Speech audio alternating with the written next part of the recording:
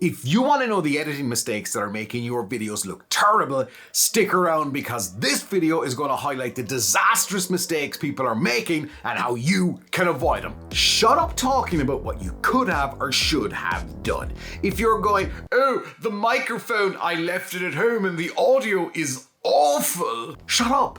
Cut it out. Edit. Cut it out. That's not going to get you any sympathy from your audience. In fact, they're going to think you're an idiot. And you know the other thing? They're just going to go, click off, bye, see ya, never coming back. Editing efficiently happens when the person who's on camera doing that yak, yak, yak, yak knows what they're actually going to say. Because if you don't know what you're going to say, you're going to be like thinking about ooh, and the reason you and is because you don't know what's coming next, and that and is trying to get you an extra nanosecond in your little brain to figure out what's the next thing that's going to come out of your mouth.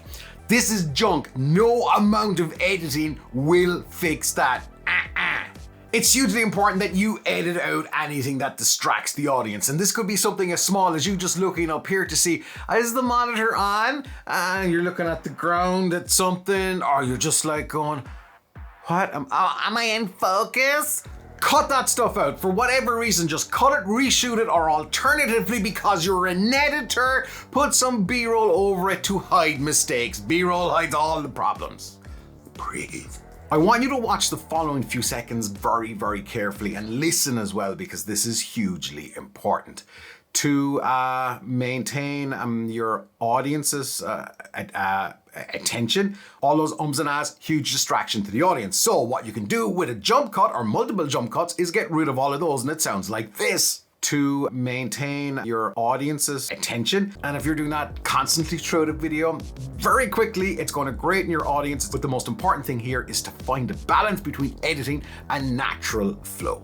Story comes out in the edit. So when you're making a video, when you're shooting a video, you gotta give context and information. Don't just wildly say, this candle lighter is the best candle lighter ever, and then move on. It just does not make sense. You gotta either reshoot it and edit in the why because everybody loves the why, or just cut it out completely. Because it's powered by a flux capacitor, so when I press this, I can actually go back in time and light candles. As the amazing editor that you are, or can be, don't be afraid to add in whatever you need to make the video more engaging and compelling. So for example, if you've got some B-roll, then here's the thing.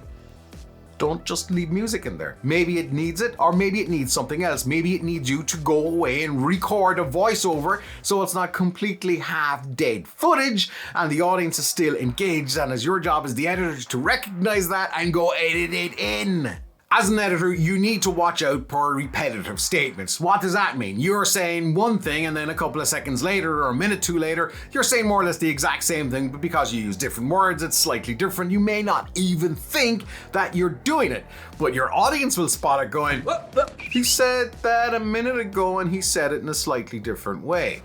So the fact is that if you're saying this, see, I'm about to do it, so cut it out because you're an editor. I know there's lots of people who would never do the next mistake. No, you never would, right? Because you're a pro editor, you know your stuff. Yeah, looking at some of the content online, how people leave this slide is beyond me. Watch your footage back. When you've edited your video, if it's taken you 5 minutes or 5 months or 5 years, watch the goddamn back. Just watch it back. Please watch it back and write notes, because you'll find little mistakes that you might have seen in the first or second draft of the edit, and then you can just go pop them away. Because you know what? You're responsible. You're the editor. On a live stream, it's kind of expected that something will go wrong because it's a live stream and live screw-ups happen. But if you're making a pre-recorded video that you have to look at and upload and then press publish, if you do that, then that's all on you completely. But why would you do that to yourself? And more importantly, why would you do it to the people who are giving you their time to watch a video that you made? You're just like, that'll do. Or you didn't watch it back and you just press publish and there's loads of screw-ups. That's on you, my friend, and unless you just get it into your head that you have to do all of these things to be even a half decent editor, then you are just, as we would say over here, urinating in the wind. That was extreme, but there you go. Extreme stuff. Just cut.